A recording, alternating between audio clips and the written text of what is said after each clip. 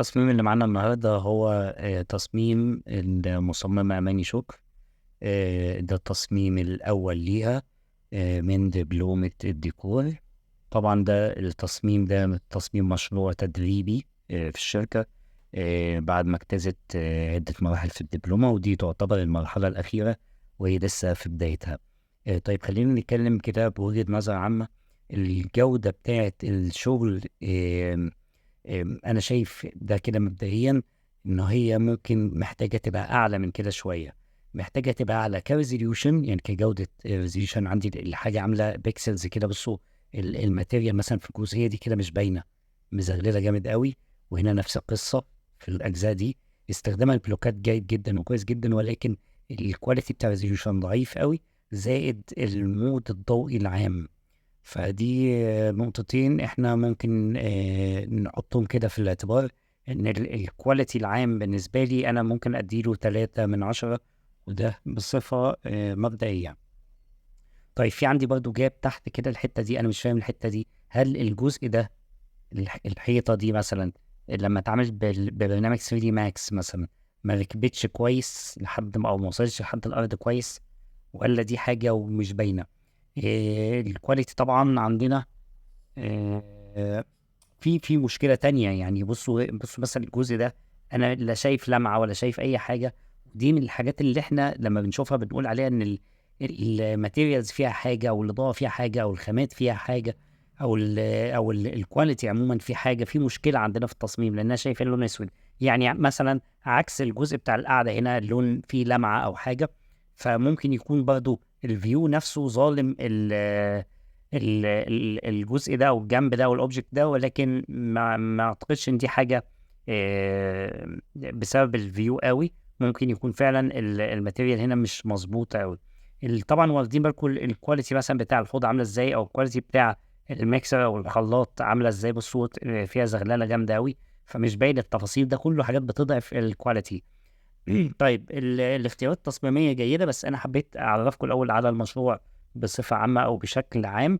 خلينا ناخد مثلا نشوف صورة تانية للبروجكت بتاعنا ده من زاوية تانية.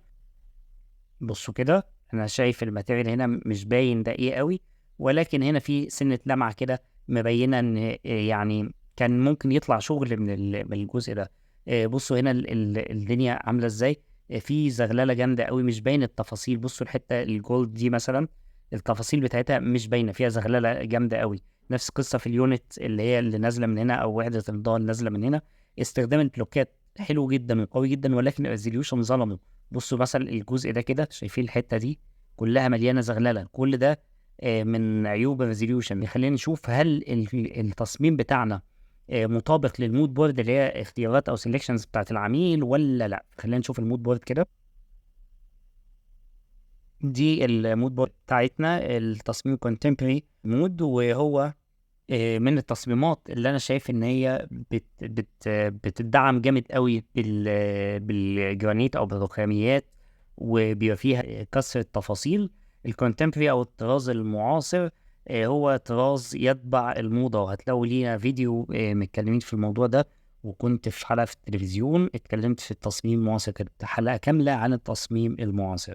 احنا عادة في الدبلوم بنبقى دايما حاطين ان اول حاجة بتتحط مع مسمى الطراز او الستايل بتبقى بديك الفكره العامه، بعرفك بس على الستايل او على الطراز، ولكن المفروض ان انا ادخل هنا الاقي بقى السلكشنز الفعليه بتاعتي. لو بصيت على الحوض ده مش هلاقيه اللي هناك عندنا، هو مشابه. بصوا هنا مثلا شكل شكل الرخامه مع الحوض، انا شايفها اكتر انها خشبيه، يعني اكتر من ان هي رخامه، شايفها كانها حاجه خشبيه. خلينا نعمل زوم كده، زوم ان عليها. بص كده، انا شايفها حاجه اكتر خشبيه مش رخامه. يعني انا شايف ان الجزء ده خشبي اكتر. بس الحوض هو فكره الحوض الخارجي اوكي، بس مش هو نفس شكل الحوض خالص. ولكن زي ما اتفقنا قبل كده ان احنا مش لازم يكون الحاجه مطابقه 100%. الميكسر شبه اللي موجود جدا، ده شبه اللي موجود، بس انا شايف ان ده مط اللي موجود عندي هناك في سنه لمعه. الفواطات والكلام ده شكل الدنيا تمام. الوحدات السفليه اللي هنا دي اللي موجودة على الحائط اللي هي المرايات، برضو نفس القصة، مشابهة جامد قوي للحاجات اللي عندنا. يعني الحركة دي مش صح أوي إنها تحصل، شايفين إن الصورة دي داخلة في الصورة دي مش صح إنها تحصل.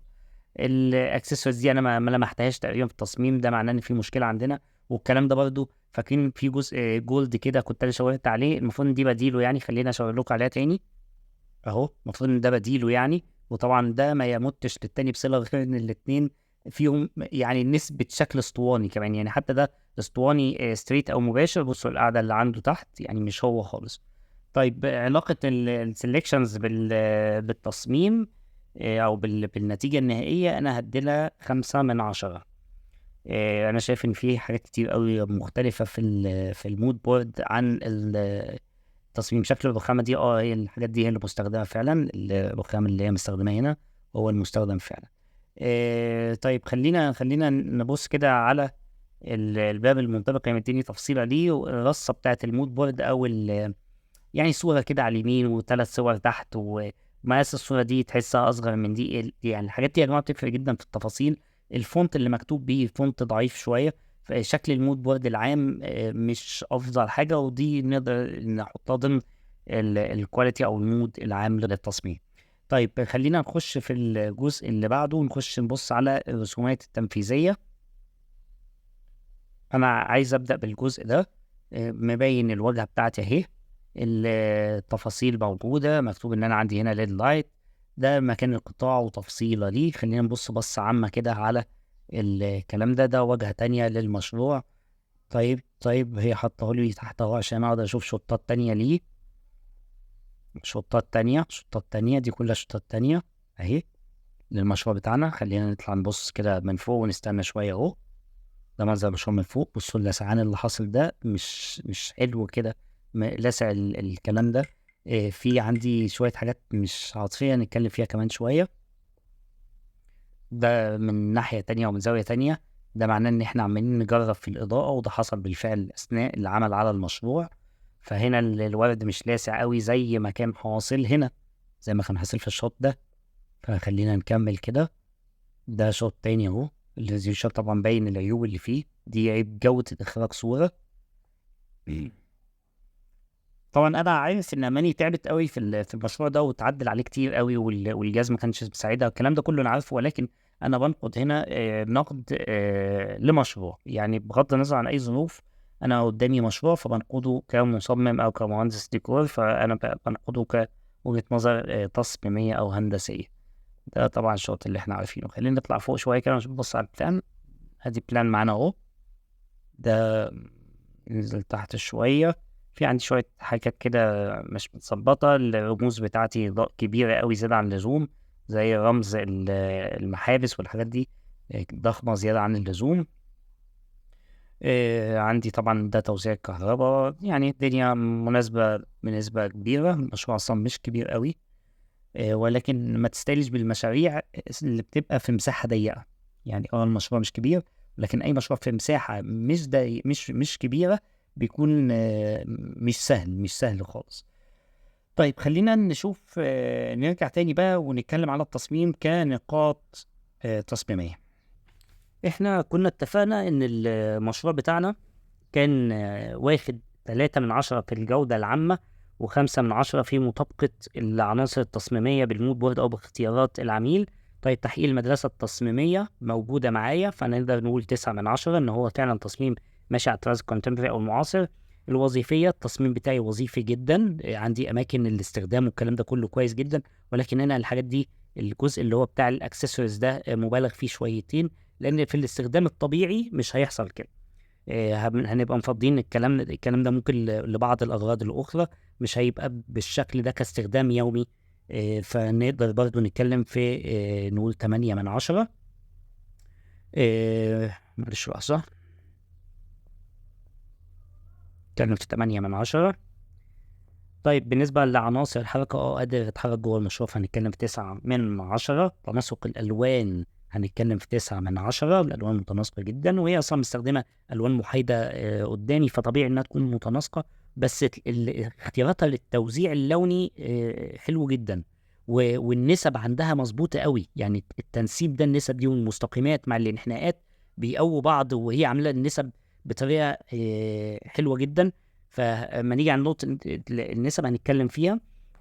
نشوف التقييم بتاعها. عندي التوزيع الضوئي، لا التوزيع الضوئي عندي ضعيف جدا، فهنقول 3/10. في عندي مشاكل كتير أوي، أو 4. في عندي مشاكل كتير أوي في التوزيع الضوئي. خلينا ناخد خط كده.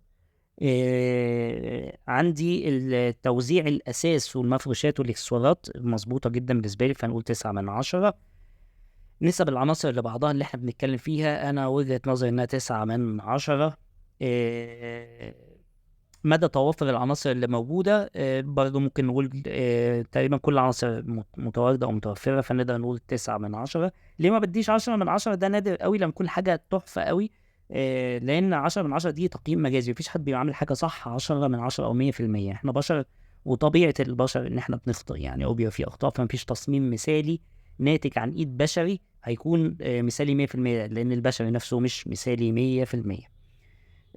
طيب، إمكانية وضع بدائل تصميمية. ممكن إن احنا في عندي مستقيمات كتير ممكن نستبدلها بأي مستقيمات تانية، وده بيبقى مرن جدا. في لو حبيت العميل مثلا ما عجبوش شكل يونت معينة، نقدر إن احنا نغيرها بأي يونت تانية، فنقول 9/10.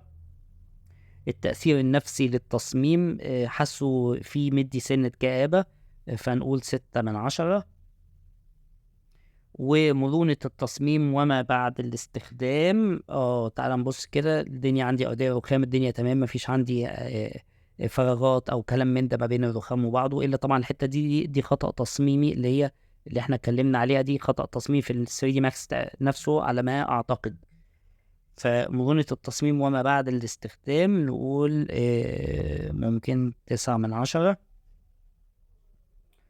الجانب الجمالي، وده شيء نسبي طبعا، انا اديله من وجهة نظري 7/10. فالتصميم كده عندنا كام نقطة احنا حلناها؟ 1 2 3 4 5 6 7 8 9 10 11 12 13 14 نقطة. يعني عندنا التقييم من 140. فخليني اشوف التقييم كده هيبقى كام ونرجع تاني. التقييم بتاعنا هيكون 105/140، اللي هو يحاكي بالنسبة لي 75%. شوف، أنا أماني تسلم إيديكي، المشروع حلو قوي، ولكن أنا كان وجهة نظري إن هو كان محتاج جودة أعلى تبين الشغل أو تبين حلاوة الشغل. لكن هو كتصميم عام، فهو أنا شايف إن هو ممتاز جدا جدا جدا. إن شاء الله المشروع الجاي يكون أفضل، نكتفي بإن هو ده أول مشروع ليها بعد دبلومة. يعتبر هي بالنسبة لي كده في بداية التلت التالت من الدبلومة أصلا. المرحلة التدريبية بتاعتنا في الدبلوم التصميم الداخلي هي التلت التالت من الدبلومة. فشكرا جدا ليك يا أماني، وشكرا ليكم.